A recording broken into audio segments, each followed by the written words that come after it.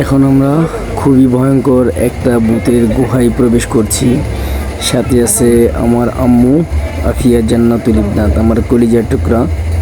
সে খুবই সাহসী, কিন্তু সে প্রচুর ভয় পাবে। খুবই ভয়ঙ্কর, খুবই ভয়ঙ্কর। এই তো চলে এসেছি আমরা। ওহো, কি ভয়ঙ্কর আওয়াজ!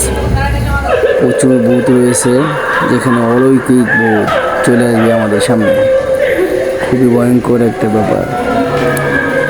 আমরা আস্তে আস্তে প্রবেশ করছি ভূতের সেই গহীন গুহায়, যেখানে খুবই ভয়ঙ্কর ভূত রয়েছে।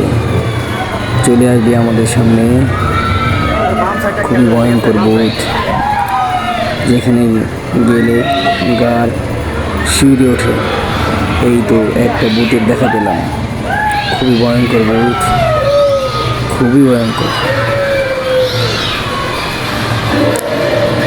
সেই ভূত আমাদের সামনে চলে এসেছে। ভূতের গভীর গুহায় আমরা চলে এসেছি। আমার আম্মু একটু ভয় পাচ্ছে, বাট সে খুবই সাহসী। এই তো চলে এসেছে আমাদের ভয়ঙ্কর সেই ভূতের গুহায়,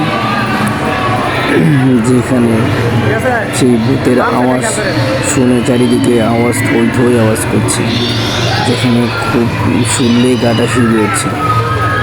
উপরে নিচে বামে ডানে চতুর্দিকে শুধু ভূত আর ভূত। এই যে দুই মাথা ওলা ভূত, প্রচুর ভূত রয়েছে এখানে। তার থেকে খুবই ভয়ঙ্কর এই ভূতটা।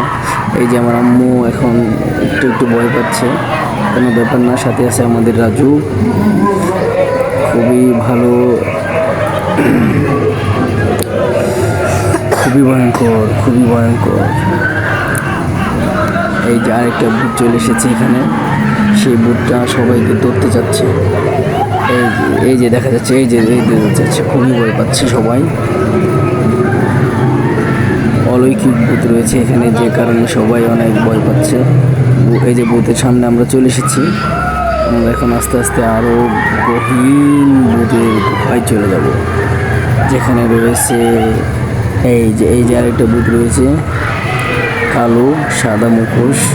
খুবই ভয়ঙ্কর ভূত, ও খুবই ভয়ঙ্কর। তাকে দেখলেই মনে হয় গা শিউরে উঠেছে। এইদিকে আছে আরও ভূত। এখানে আরেকটা বসন ধরতে যাচ্ছে, কিন্তু ভূত সত্যিকার ভূত কাউকে ধরতে পারছে না। আস্তে আস্তে আমরা ভূতের আস্থানা থেকে চলে যাচ্ছি।